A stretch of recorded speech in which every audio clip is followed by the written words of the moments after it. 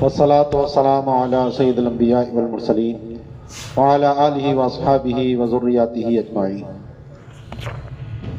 کتاب البیوع میں باب الصرف کا بالکل اختتام ہے، تو فرماتے ہیں وَبِمَا تَقَرَّرَ ظَهَرَ أَنَّ الْأَمْوَالَ ثَلَاثَةٌ الأول ثمن بكل حال وهو النقدان صحبته الباء أولى قوبل بجنسه أولى والثاني مبيع بكل حال كالثياب والدواب والثالث ثمن من وجه مبيع من وجه كالمثليات فإن اتصل بها الباء فثمن وإلا فمبيع وأما الفلوس فإن رائجة فكثمن وإلا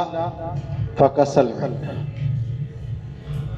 کہتے ہیں جو بات پیچھے اب تک ہم نے پڑھ لی ہے اس سے یہ بات قرار پکڑ چکی ہے، واضح ہو چکی ہے کہ اموال کی تین قسمیں ہیں،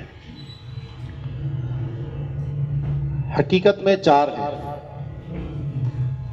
کیونکہ جو ثمن اصطلاحی ہے وہ چوتھی قسم ہے۔ پہلی تو وہ ہے کہ جو ہر حال میں ثمن بنیں گے،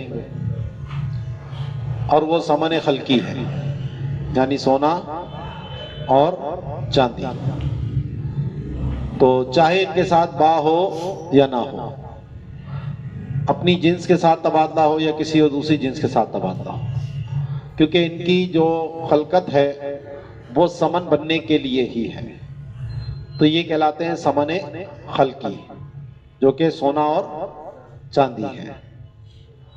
دوسرے وہ ہیں کہ جو ہر حال میں مبی بنیں گے،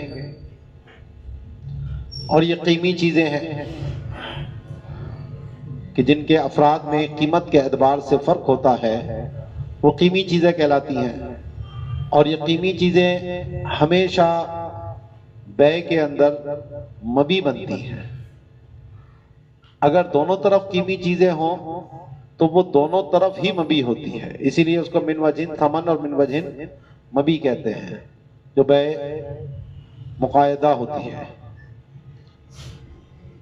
جیسا کہ کپڑے ہیں اور جانور ہیں۔ اور تیسری قسم وہ ہے کہ جو من وجہ ثمن ہے اور من وجہ مبی ہے، یعنی کبھی یہ مبی بنتے ہیں اور کبھی یہ ثمن بنتے ہیں، تو یہ مثلی چیزیں ہیں۔ مثلی چیزوں سے مراد کیا ہے کہ جس کے افراد میں قیمت کے اعتبار سے فرق نہ ہو، جیسے جتنی بھی مکیلی، موزونی، معدودی، جن کے افراد میں فرق نہ ہو، عدد متقارب والی، اور اسی طرح وہ مزروعی کہ جس کے افراد میں فرق نہ ہو۔ تو اگر ان کے مقابلے میں نقدین ہیں تو پھر تو یہ مبی بنیں گے اور نقدین ثمن بنیں گے، اور اگر ان کے مقابلے میں قیمتی چیز ہے تو قیمتی چیز کیونکہ مبی کے لیے متعین ہے تو وہ مبی بنیں گے، اور یہ مثلی چیز جو ہے وہ ثمن بنے گی۔ اور اگر دونوں طرف ہی مثلی چیزیں ہوں تو پھر کہتے ہیں کہ اگر اس کے ساتھ با متصل ہے تو وہ ثمن ہوگی، اور جس کے ساتھ با متصل نہیں ہے وہ مبی ہوگی، تو اس کے اعتبار سے فرق کریں گے پھر۔ اور جو چوتھی چیز ہے وہ ہے ثمن اصطلاحی۔ تو ثمن اصطلاحی اگر ان کا رواج ہے، جیسا کہ آج کے دور کی ہماری یہ کرنسی ہے، تو پھر تو یہ ثمن کی طرح ہے، ثمن کا حکم آگے آ رہا ہے۔ اور اگر ان کا چلن ختم ہو چکا ہو تو پھر یہ سامان کی طرح ہوتے ہیں، صلاح کی طرح ہوتے ہیں، ٹھیک ہے جی۔ والثمن من حكمه عدم اشتراط وجوده في ملك العاقد عند العقد وعدم بطلانه أي العقد بهلاكه أي الثمن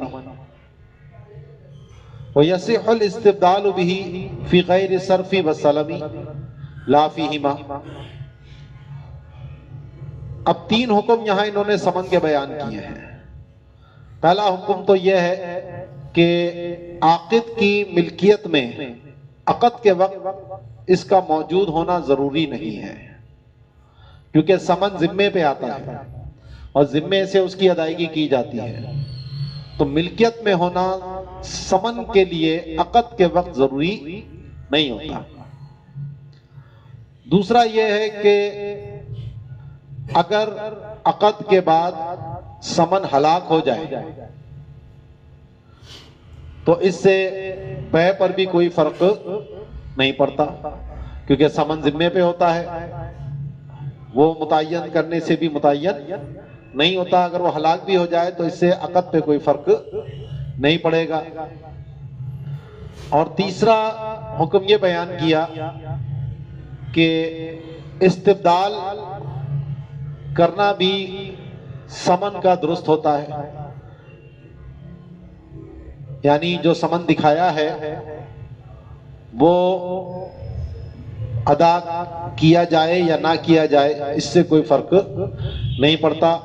مشتری کو یہ حق ہے کہ جو ثمن اس نے دکھایا تھا اس کو روک کر وہ اس کی جگہ دوسرا ثمن دے سکتا ہے.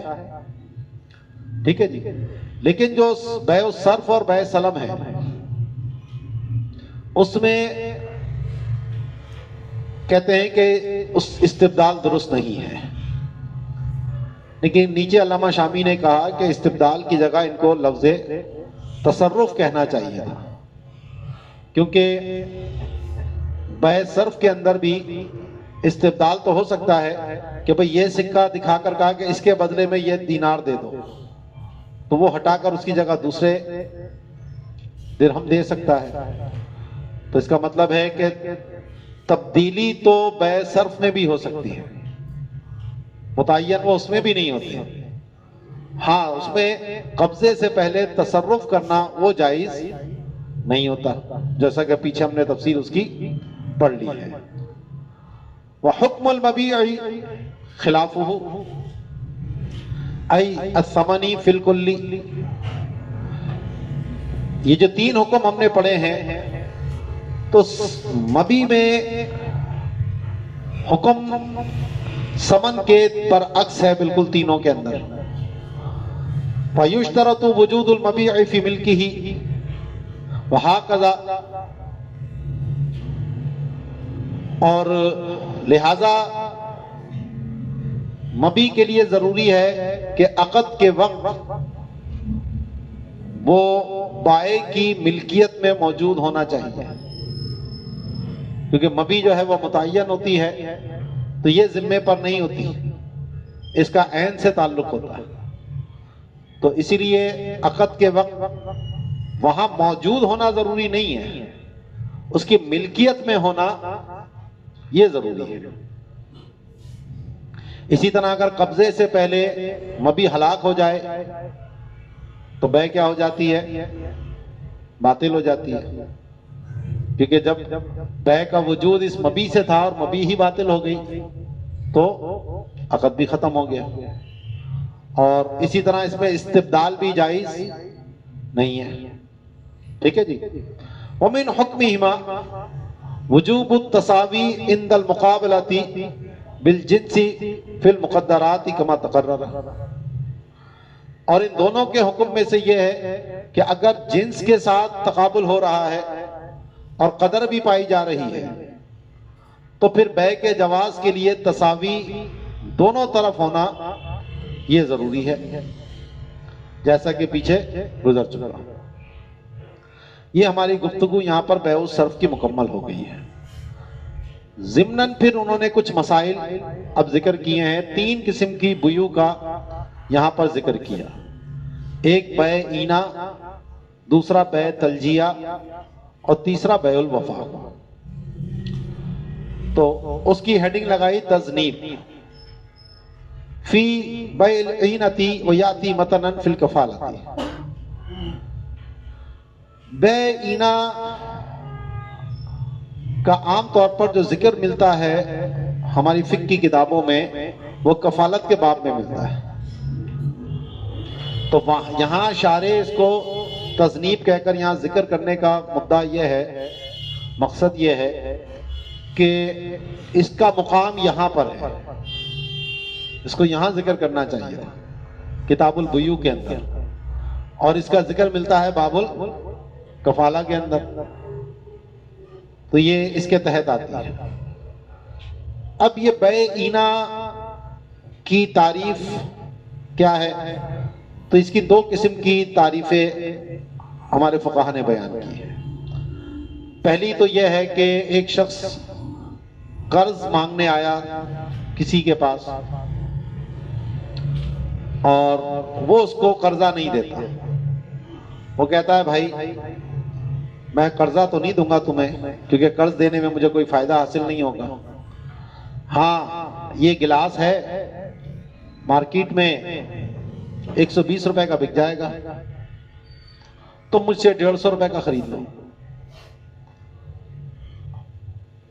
اس کو 120 روپے کی ضرورت تھی تو وہ کہتا ہے ٹھیک ہے جی، 150 روپے کا گلاس خرید لیتا ہے اور جا کر مارکیٹ میں وہ 120 کا بیچتا ہے اور اپنی ضرورت پوری کر لیتا ہے.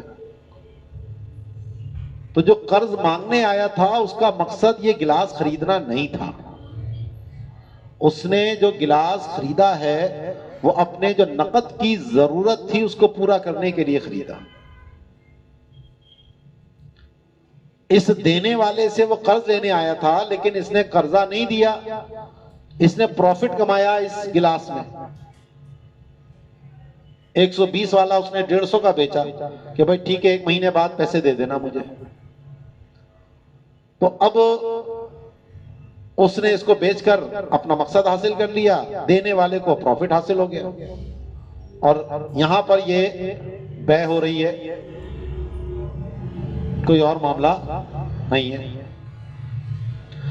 دوسری اس کی ایک تفسیر یہ ہے کہ یہ عاقدین بیچ میں ایک تیسرے بندے کو لے کر آ جائے.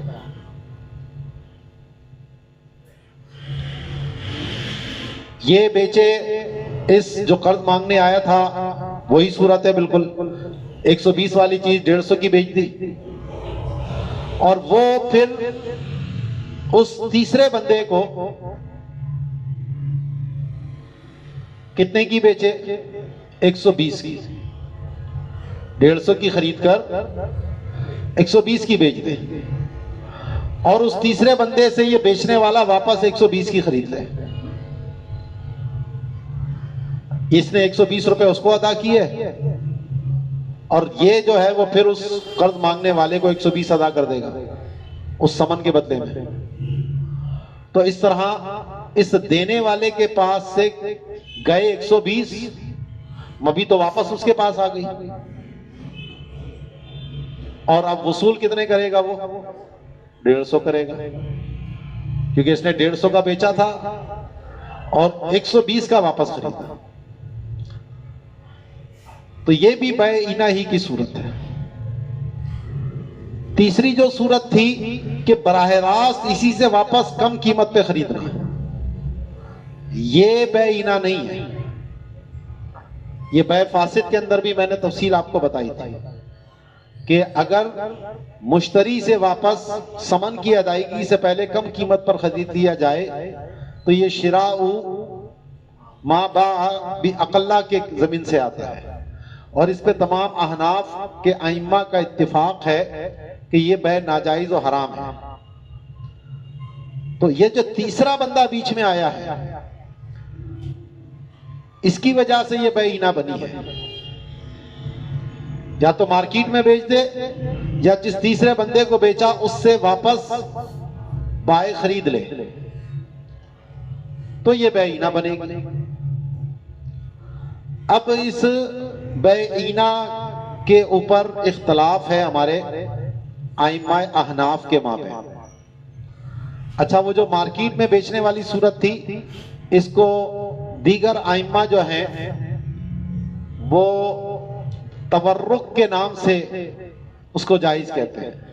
تو آج اسلامک بینکنگ میں بھی یہ جائز ہے، اور جو کریڈٹ کارڈ وغیرہ عام طور پر جو بینک اسلامک بینک جاری کر رہے ہیں وہ اسی تورق کی بنیاد پر جاری کر رہے ہیں. لیکن ہم احناف کے نزدیک یہ دونوں صورتیں بے اینا کی ہیں. تو بے اینا میں ایک قول تو امام ابو یوسف کا ہے کہ وہ اس کو نہ صرف جائز کہتے ہیں بلکہ کہتے ہیں اس پر یہ ماجور بھی ہوگا، کیونکہ اس نے ربا سے بچ کر حلال ذریعہ اختیار کیا. وہ سود بھی لے سکتا تھا، اس کو قرض دے کر اس پہ اضافہ لیتا تو یہ سود ہو جاتا، حرام ہوتا. تو یہ حرام سے بچ کر بے کی طرف آیا اور بے کے ذریعے اس نے پروفٹ کمایا، تو جائز طریقے کو اختیار کیا تو یہ جائز ہے، بلکہ ماجور ہے، حرام سے بچا. وہ امام محمد اس پہ فرماتے ہیں کہ یہ جو بے ہے وہ میرے قلب میں پہاڑ کی طرح مضموم ہے، اور یہ سود کھانے والوں نے اس کو گڑا ہے. یہ امام محمد کے قول ہے. اب اس لفظ سے بعض لوگ یہ سمجھے کہ شاید امام محمد اس بے کو حرام کہہ رہے ہیں، تو یہ حرام نہیں کہہ رہے. یہ ہمارے مجتہدین کی احتیاط دیکھو. آپ کسی چیز سے وہ روکنا بھی چاہ رہے ہیں لیکن روکنے کی ان کے پاس دلیل ایسی نہیں ہے کہ جس کو وجہ سے وہ اس کو حرام یا ناجائز کہہ سکتے. تو پھر وہ لفظ کا چناؤ ایسا کرتے ہیں کہ وہ زو مانا ہو، سامنے والا کچھ اور سمجھے، حقیقت میں کچھ اور ہے. جو فقیہ ہے وہ سمجھ جائے گا ان کی بات. وہ یہ نہیں کہہ رہے کہ یہ بے پہاڑ کی طرح حرام ہے، کہہ رہے ہیں فی قلبی، اپنی طرف نسبت کر رہے ہیں کہ میرے دل میں یہ ایسی ہے، یعنی میں نہیں کروں گا. فتویٰ نہیں دیا انہوں نے کوئی. لفظ کا چناؤ دیکھ رہے ہیں. حالانکہ وہ یہ کہہ سکتے تھے کہ شریعت میں یہ ایسی حرام ہے، نہیں کہا انہوں نے. فی قلبی، میرے دل میں ایسی ہے جیسے کہ پہاڑ ہے. بھائی دل پہ بہت بوجھ آ گیا میرا، تو میں نہیں کروں گا اس کو. ٹھیک، ان کا اپنا تقویٰ ہے، اپنی احتیاط ہے، لیکن شریعت پر وہ افترا نہیں کر سکتے، نہ انہوں نے کیا. سمجھ آئی بات؟ تو بعض اوقات سد ذریعہ کی وجہ سے امام محمد اس کو منع کر رہے تھے، اور اس کو انہوں نے کہا کہ یہ ایک مسلمان اس کے پاس قرض لینے آیا تھا، یہ قرض کی نیکی سے بھاگ رہا ہے. اس کو چاہیے تھا اگر اس کی حیثیت تھی تو یہ اس کو قرض دیتا تاکہ وہ قرض سے اپنی ضرورت پوری کر کے اس کو واپس کر دیتا. اس نے پروفٹ کیوں کمایا اس سے؟ تو یہ قرض کی نیکی سے بھاگنے کی وجہ سے امام محمد اس کو ناپسند فرما رہے ہیں. اب قرض کی نیکی سے بھاگنا کیا ناجائز و حرام ہے؟ کیا قرض دینا کسی پر شرعاً فرض ہے، واجب ہے؟ نہیں ہے جی، نہیں دے رہا قرض. وہ ہے ایک نیکی، لیکن نیکی تبرع کی قبیل سے ہے، اور تبرع میں جبر نہیں ہوتا. انسان کو اختیار کرے، چاہے تو نہ کرے. تو اگر وہ اس نیکی کو نہیں دے کر رہا اور اس نے اپنے مال سے پروفٹ کمایا اور بے کے ذریعے کمایا تو احل اللہ البیع، تو اللہ نے بے کو حلال کیا ہے، وحرم الربا، ربا کو حرام کیا ہے. تو ربا سے بچ کر وہ تو حلال کی طرف آیا. قرض کے ذریعے اگر وہ نفع لیتا تو وہ حرم الربا میں آتا. تو اسی لیے ہمارے احناف نے کہا کہ یہاں پر جو حکم ہے وہ خلاف اولا کا ہے. کراہیت سے مراد کراہت تحریمی بھی نہیں ہے، بلکہ کراہت تنزیہی کا بھی جو ادنا درجہ ہے خلاف اولا وہ مراد ہے یہاں پر، کیونکہ نیکی سے بھاگا وہ تو شرعاً جائز بے میں ہے یہ. اب اس کے اوپر بعض لوگ ایک حدیث ذکر کرتے ہیں جو ابو داؤد شریف کے اندر روایت کی گئی، نیچے علامہ شامی نے بھی اس کو نقل کیا ہے کہ نبی کریم صلی اللہ علیہ وسلم نے فرمایا اذا تبایعتم بالعین واتبعتم اذناب البقر ظللتم وظہر علیکم عدوکم، کہ جب تم بیعینہ کرو گے اور گائے کی دموں کے پیچھے چلو گے تو تم ذلیل ہو جاؤ گے اور تم پر تمہارا دشمن مسلط ہو جائے گا. اب اس روایت میں دو باتوں کے اوپر ایک حکم بیان ہوا. گائے کے پیچھے چلنے سے مراد کاشتکاری کرنا ہے، اور تبایعتم بالعین کا مطلب بیعینہ لے لیا. تو یہ دونوں کام جب کرو گے تو ظللتم، تم ذلیل ہوگے اور تمہارا دشمن تم پر غالب آئے گا. تو اب کوئی ذرا یہ بتائے کیا کاشتکاری کرنا حرام ہے، مکروہ تحریمی ہے، گناہ ہے، ایک جائز کام ہے؟ تو ایک جائز کام کے اوپر نبی کریم علیہ الصلوۃ والسلام یہ وعید فرما رہے ہیں. تو اس حدیث کا مطلب کیا ہے؟ اس کا مطلب یہ ہے کہ جب تم جہاد کو چھوڑ کر اس خرید و فروخت میں اور اس کاشتکاری میں لگ جاؤ گے تو جہاد چھوڑنے کی وجہ سے تم ذلیل ہو جاؤ گے، اللہ تم پر ذلت مسلط کر دے گا اور تمہاری طاقت ختم ہو جائے گی اور تمہارا دشمن پھر تم پر غالب آ جائے گا، اور دشمن جب غالب آ جائے تو وہ ذلیل ہی کرتا ہے لوگوں کو.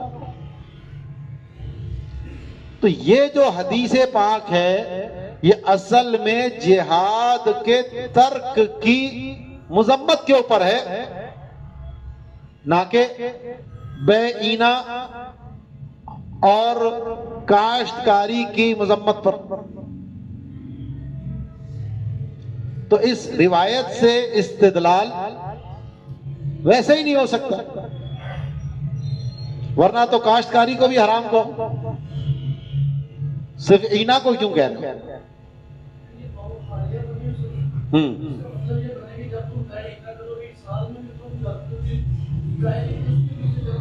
تو جانوروں کے پشت کے پیچھے چل کر بیعینہ کرتا کون ہے؟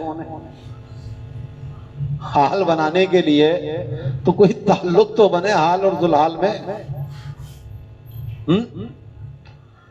یعنی گائے کے پیچھے چلتے چلتے بیعینہ کرنا، تب جا کر یہ حکم آئے گا.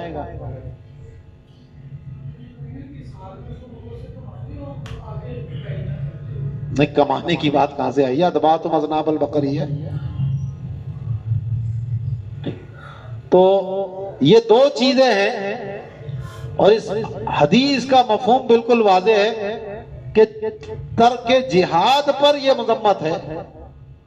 وجہ اس کی یہ تھی کہ کچھ صحابہ کرام جب نبی کریم علیہ الصلوۃ والسلام فتح مکہ ہو گیا تو جو انصار تھے ان کا جو آبائی پیشہ تھا وہ کھیتی باڑی تھا.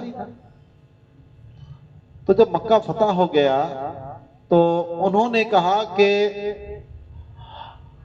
ہلما، چلو آؤ ہم اپنے کام پر دوبارہ چلتے ہیں اور اسی میں مصروف ہو جاتے ہیں، اب تو مکہ فتح ہو گیا ہے.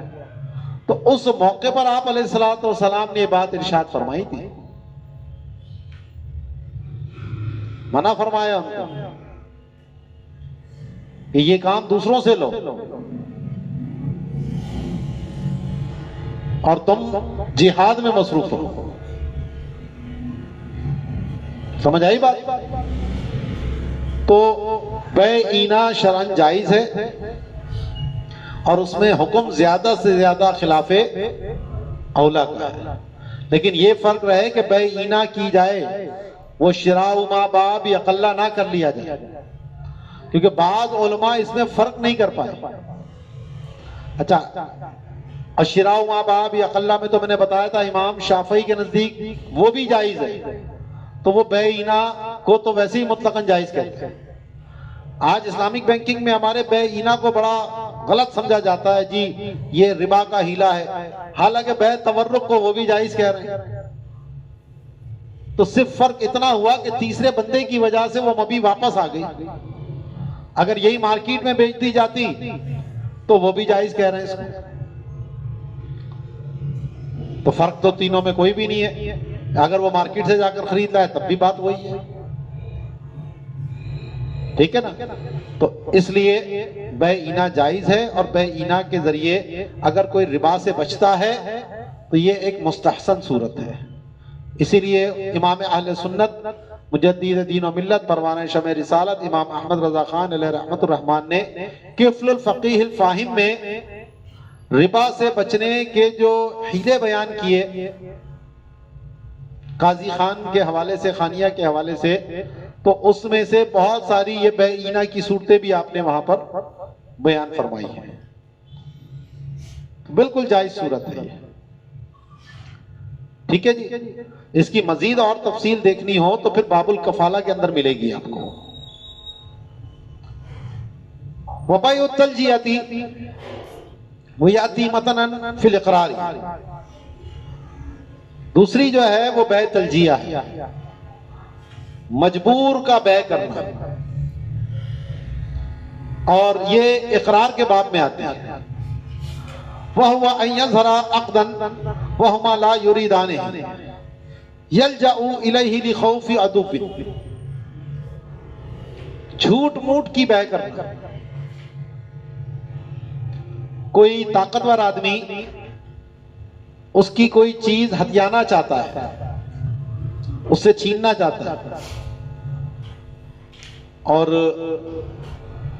اس کے لیے وہ کیا کرتا ہے جناب، لوگوں کے سامنے بیع کو ظاہر کرتے ہیں دونوں، اور حقیقت میں ان کا بیع کا کوئی قصد نہیں ہوتا، تاکہ یہ شخص جو ہے وہ اس کی یہ چیز ہتھیا نہ سکے اس سے۔ تو یہ مجبوری کی عالم میں یہ کام کیا جاتا ہے، سمجھ آئی؟ دکھایا جاتا ہے جھوٹ موٹ کر کے کہ ہم بیع کر رہے ہیں، اور حقیقت میں بیع کا دونوں کا کوئی قصد۔ بیع حضل ہم نے پڑھی تھی پہلے، تو حضل میں ضروری نہیں کہ وہ تلجیہ بھی ہو، یعنی مجبوری بھی ہو، کوئی ایسی دھمکی ہو یا ایسا کوئی خوف ہو، وہ بلا وجہ بھی کریں تو بیع حضل میں آ جاتا ہے۔ اور حضل کی بیع کا بھی حکم میں نے بتایا تھا آپ کو کہ وہ فاسد موقوف ہے، فی الوقت تو فاسد ہے، لیکن اگر وہ اس حضل کو ختم کریں اور اس بیع کو درست قرار دے دیں تو بیع نافذ ہو جائے گی۔ تو بالکل یہی حکم جو ہے وہ اس بیع تلجیہ کا بھی ہے کہ یہ بھی فی الوقت فاسد ہے، اور ایسی فاسد ہے کہ اس سے قبضے سے ملکیت بھی حاصل نہیں ہوتی، اسی لیے مشتری اگر اس میں کوئی تصرف بھی کرے گا تو وہ تصرفات نافذ نہیں ہوں گے۔ ہاں اگر وہ اس کو ختم کر دیں،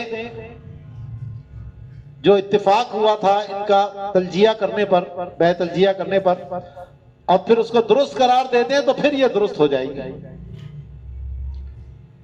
تو اگر اس کو باطل کہیں تو باطل کا تو کوئی وجود ہوتا ہی نہیں ہے، اور اس کو فاسد کہیں تو فاسد میں قبضے سے ملکیت آتی ہے۔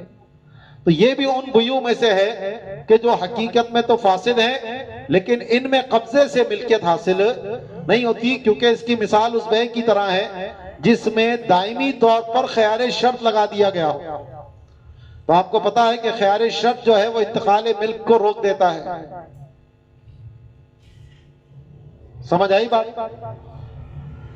تو اب اس بیع کے کرنے سے پہلے ان کا اتفاق ہوتا ہے کہ ہم جھوٹ موٹ کی بیع کریں گے، لیکن جب بیع کر رہے ہوتے ہیں اس وقت وہ تلجیہ کے الفاظ نہیں، وہ عام بے کی طرح وہ بے کی جاتی ہے۔ تو فرماتے ہیں کہ وَهُوَ لَيْسَ بِبَيْعٍ فِي الْحَقِيقَةِ بَلْ كَالْهَزْلِ كَمَا بَسَطْتُهُ فِي آخِرِ شَرْحِ عَلَى الْمَنَارِ وَنَقَلْتُ عَنِ التَّلْوِيهِ أَنَّ الْأَقْسَامَ 78 وَأَقَدَ لَهُ قاضی خان فصلا آخر الإكراه ملخصه أنه بيع منعقد غير لازم كالبيع بالخيار وجعله الباقاني فاسدا۔ تو کہتے ہیں کہ حقیقت میں یہ بے ہی نہیں ہے بلکہ یہ ہزل کی طرح ہے۔ جد اور ہزل پیچھے سمجھا چکا ہوں کئی دفعہ آپ کو، جیسا کہ میں نے اس کو تفصیل سے بیان کیا ہے۔ جو منار کی میری شرح ہے اس کے آخر میں آپ کو پتا علامہ شامی نے اس شرح پر بھی حاشیہ لکھا ہے، افادۃ الانوار، ٹھیک ہے جی۔ تو نسمات الاسحار علی افادۃ الانوار، تو جو افادۃ الانوار ہے وہ علامہ حسکفی کی ہے، تو منار کے اوپر آپ کی شرح ہے اور آپ کے تخصص کے نصاب میں بھی یہ شامل ہے۔ اور وہاں میں نے تلویح کے حوالے سے نقل کیا کہ اس کی 78 صورتیں بنتی ہیں، نیچے علامہ شامی نے اس کی دلیل حسر وغیرہ لکھی ہے۔ اور قاضی خان نے باب الاکراہ کے آخر میں اس کے لیے ایک علیحدہ فصل بھی باندھی ہے، اور اس کا خلاصہ یہ ہے کہ یہ بے منعقد ہوتی ہے لیکن لازم نہیں ہوتی، جیسا کہ بے بالخیار، یعنی فی الوقت یہ فاسد ہے، اور اگر یہ بعد میں اتفاق کر لیں اس کو درست قرار دینے پر تو پھر یہ بے منعقد اور درست ہو جائے گی۔ اور علامہ باقانی نے اس کو فاسد قرار دیا۔ اور وَلَوِ ادَّعَى أَحَدُهُمَا بَيْعَ التَّلْجِيَةِ وَأَنْكَرَ الْآخَرَ فَالْقَوْلُ لِمُدَّعِ الْجِدِّ بِيَمِينِهِ۔ اب اگر دونوں میں اختلاف ہو جاتا ہے، ایک کہتا ہے کہ جناب بے تلجیہ ہوئی تھی، دوسرا کہتا ہے نہیں بھائی بے درست ہوئی تھی، تو اب بے میں اصل کیا ہے، تلجیہ ہونا ہے یا درست ہونا ہے؟ تو جو اصل کی بات کرے گا قول اس کا مانا جائے گا، اور جو دوسرا بندہ ہے اس کو گواہوں کے ذریعے اپنی بات ثابت کرنی ہوگی۔ تو اس لیے کہتے ہیں اگر دونوں کا اختلاف ہو جاتا ہے تو قول جو ہے یہ مدعی جد کا ہوگا، کیونکہ وہ اصل ہے، اور اصل کو ثابت کرنے کے لیے کسی دلیل کی ضرورت نہیں ہوتی، لیکن قسم لی جائے گی اس سے۔ وَلَوْ بَرْهَنَ أَحَدُهُمَا قُبِلَ، اور اگر کوئی گواہ لے کر آ گیا تو اس کی گواہی قبول کر لی جائے گی۔ وَلَوْ بَرْهَنَ فَالتَّلْجِيَةُ، اور اگر دونوں گواہ لے کر آ گئے تو چونکہ گواہی جو ہے امر زائد کو ثابت کرنے کے لیے ہوتی ہے، اصل تو پہلے ہی ثابت تھا، اس کو ثابت کرنے کی ضرورت ہی نہیں تھی، تو اس لیے تلجیہ کی گواہی کو مانا جائے گا اور اس بے کو بے تلجیہ قرار دیا جائے گا۔ وَلَوْ تَبَايَعَا فِي الْعَلَانِيَةِ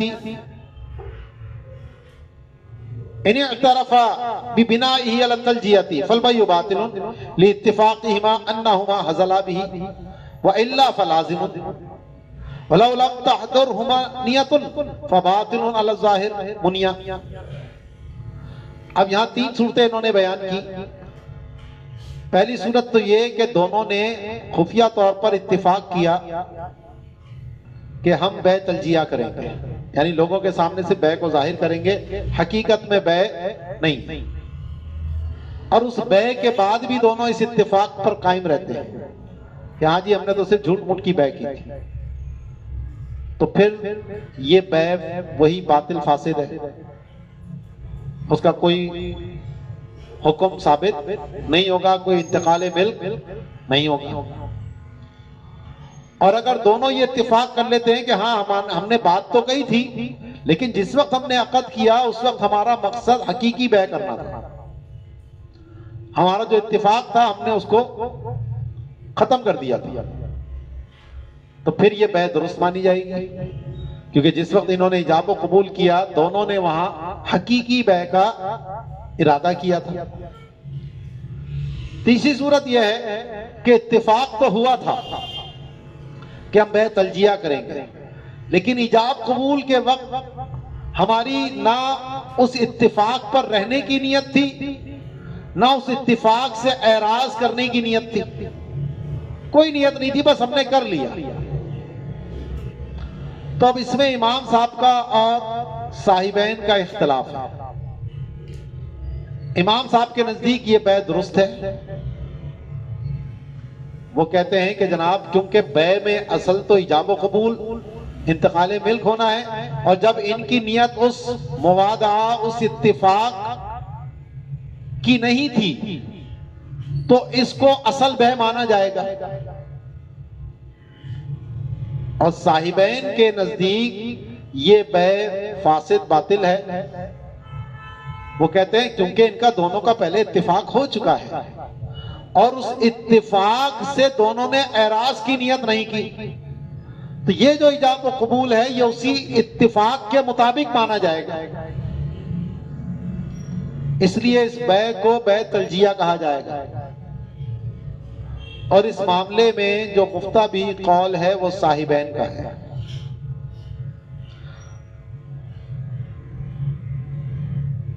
سمجھ آ گئی بات؟ تو کہتے ہیں وَلَوْ لَمْ تَحْضَرْهُمَا، کہ ان دونوں کی اگر کوئی نیت حاضر نہیں تھی تو فَبَاطِلٌ عَلَى الظَّاهِرِ، تو یہ بیع کیا ہوگی؟ باطل ہوگی ظاہر کے مطابق۔ ٹھیک ہے جی؟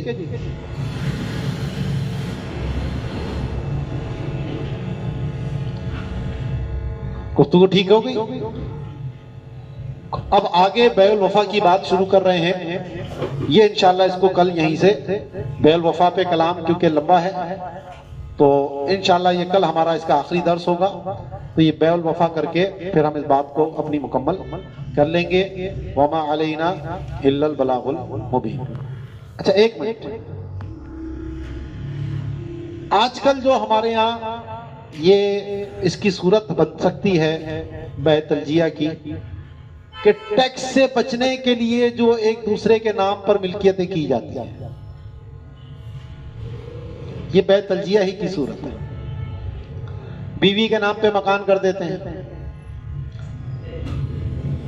کیونکہ اگر ایک جگہ پر کسی کے ملکیت میں مال ہو تو گورنمنٹ کیا کرتی ہے، اس سے ٹیکس وصول کرے گی، تو اب بعض اوقات وہ ظالمانہ حد تک ٹیکس ہوتے ہیں، تنگ کرتے ہیں بلا وجہ، تو اس ظلم سے بچنے کے لیے، اس پریشانی سے بچنے کے لیے لوگ کیا کرتے ہیں، کبھی بھائی کے نام کرا دیا، کبھی ماں کے نام کرا دیا، کبھی بیوی کے نام کرا دیا، عام طور پہ ایسے جائیدادیں ہوتی ہیں۔